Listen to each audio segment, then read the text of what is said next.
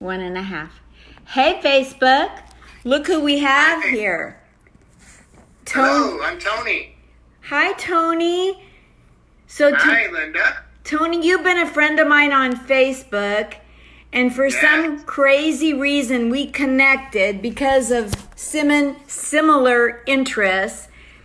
We were talking before we started here. Tell me who you are in the world and in Portland and to your family. It was so interesting. Okay, so I've been in Oregon, in Portland here since 1996, and live here with my wife and daughter and granddaughter, and I have a new little granddaughter who's becoming famous on Facebook because I put so many pictures of her up there. But so I mean, I live in Oregon. I'm originally from the East Coast. I'm from New York originally. What's the name of that town? Say again? The name of Comac, New York? Comac. It's out on Long Island. Capital G. Long Island. I'm friends with all the governor's radio people there. Oh, that's cool. Back to you. Okay, well, so anyway, moving from New York to Oregon was a short 3,000 miles. And now I work full-time for a foundation, a nonprofit foundation. And the goal of the foundation is to provide food, peace, and dignity to people around the world. So we actually administer a peace education program, which is a really interesting way for people to discover inside of themselves the peace that's already there. Peace is a funny word. People think if you stop fighting, there'll be peace. But no, there's no fighting, but there still is not peace either. So anyway, I'm the operations manager for this foundation. It's called the Prem Rawat Foundation. And I do that full time right here in front of my computer, working from home. And when I'm not doing that, I write music, I write poetry, and I take care of my granddaughter as much as I can. And I consider myself a person who tries to come from the heart as much as possible. It's not always easy to do, especially in the light of what's been going on. But even when the virus goes away, and even when we're all done with this stupid thing, still we have to go and come from the heart, even when there's no challenges. That's right. So I've enjoyed your work on Facebook, Linda, and I'm really happy to be invited to your channel here. Thank you. I like comedy. I mean, I've been known to tell a joke or two. And so between the poetry, the music, the original songs, playing guitar, working full-time for a peace program around the world, and my little granddaughter and my friends and my relatives back in New York. It's just a beautiful life that's unfolded now at this stage of my life. So I'm happy to be able to survive the coronavirus in the best graceful way, right? We should all be able to survive this thing gracefully.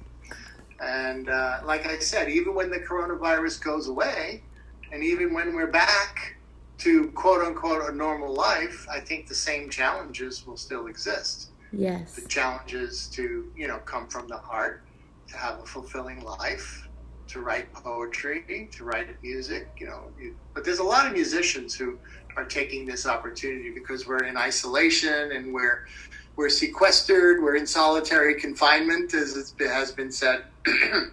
So a lot of musicians are coming out expressing their art, and I really like what you're doing here. Thank you. Tell me, what are the papers behind you on the wall? Give me a hint there. You probably have told other people, but what are all the papers? I have. You only see 1/8 of it. It goes all the way around about half of my apartment. Look at that. And it's every single joke premise I've ever come up with. And underneath the premise are all the possible tags and punchlines that could go with it.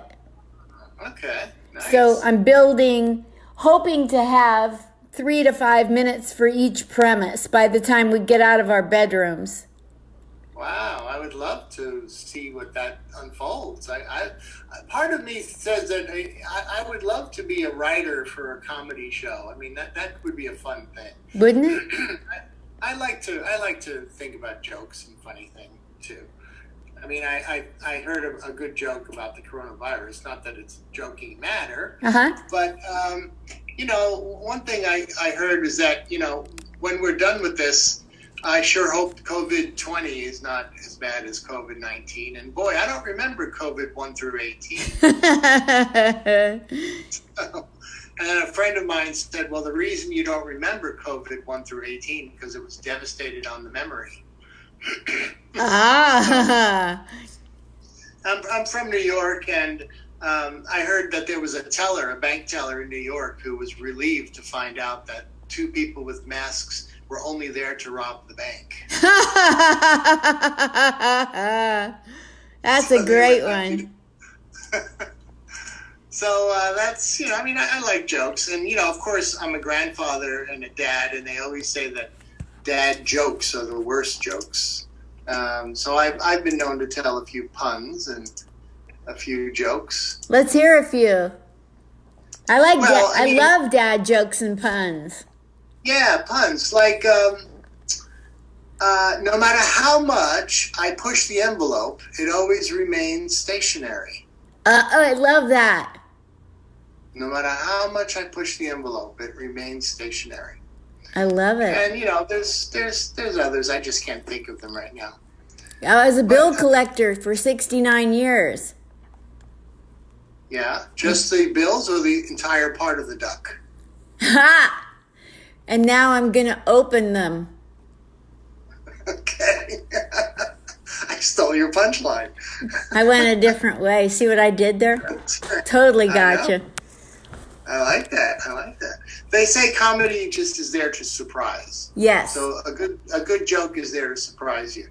And now we can't shake hands, I'm sorry to say. Even people in your neighborhood, you can't shake hands. But I realized that the reason I don't want to shake hands with people, it's not because I'm afraid of the virus. It's because we're running out of toilet paper. So that's a few little jokes. But, it's not a laughing matter. It's nice to relax, and it's nice to have comic relief, and it's nice to enjoy yourself in the middle of this crazy time. I mean, isn't that the challenge?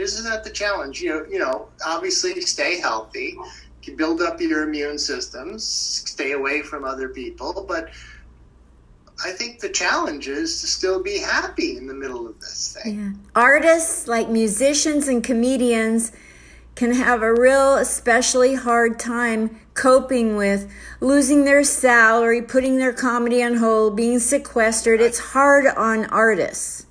Can you speak to the condition of the heart for other artists out here? Well, of course, expressing your art is so important to musicians and artists, expressing that, the opportunity to express your inside, the ability to express yourself, whether it's a musician, an artist, a comedian, or anybody who's putting themselves out there. I think the beautiful part is that we have the ability to express our inner experience, and that can be done whether you're whether you're online or whether you're doing a live concert or whether you're in front of people. A good friend of mine is in Los Angeles, and he's a Japanese American, but he is an excellent guitar player. Yeah. His name is Go G-O-H Kurosawa. And Go Kurosawa has been to Portland many times, and I even played with him at Artichoke Music on the east side. And Go was calling up, and he was saying, he can't do gigs. He can't make money his usual way. And so I gave him some tips, because I've also been a marketing director in my career. I'm an operations manager now, but I've been a marketing director. And so I was giving him some marketing tips on ways to use this platform, whether it's Zoom or other platforms, other virtual platforms, where musicians can do live concerts. And there's even ways where they can charge an admission if they want to. But I think it's a time. It's not going to last forever, and this is hopefully just going to be temporary.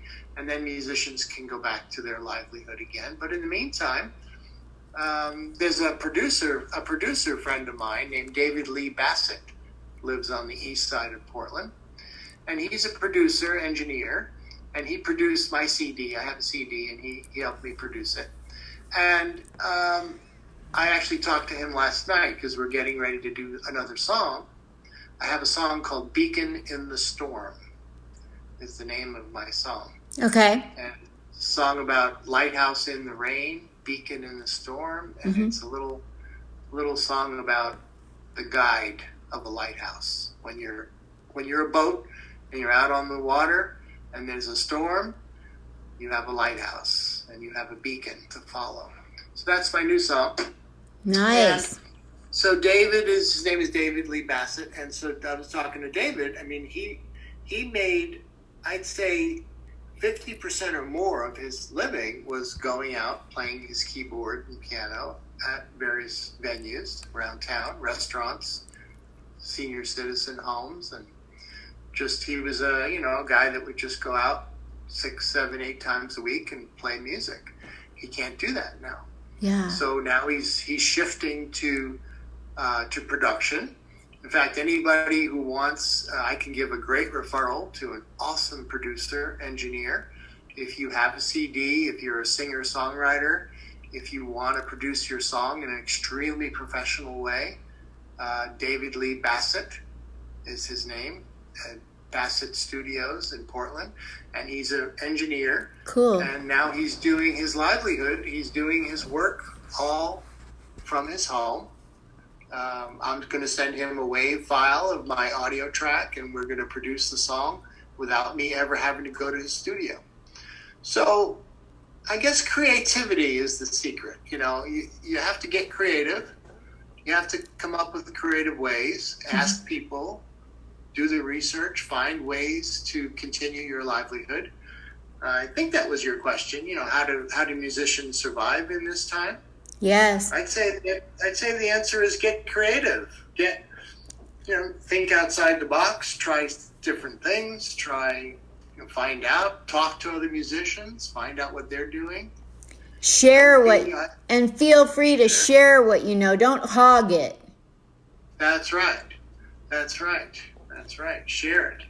Madonna used to be able to reinvent herself without a pandemic. Remember how many times we saw Madonna change and transition? That's right.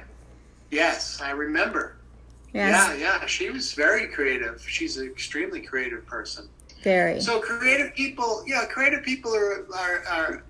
are experiencing challenges, but God, there's so many people experiencing challenges. So what can we say? We have to help each other. We have to share resources and share information and tips and ways to learn how to get through this together. You specialize in a worldwide foundation about the heart, and I'm just wondering, when you're bombarded with so much going on everywhere in the world, at some point your heart wants to just close up and get hard. So right. What do you have to say about that? Well, I have to say that, the thing that we are teaching people is that heart that you're talking about is actually never hard. There are things that maybe come in the way of it. There are things that cloud it. Think of the analogy of the sun and clouds. So the heart is like the sun, and it's always there. But the clouds come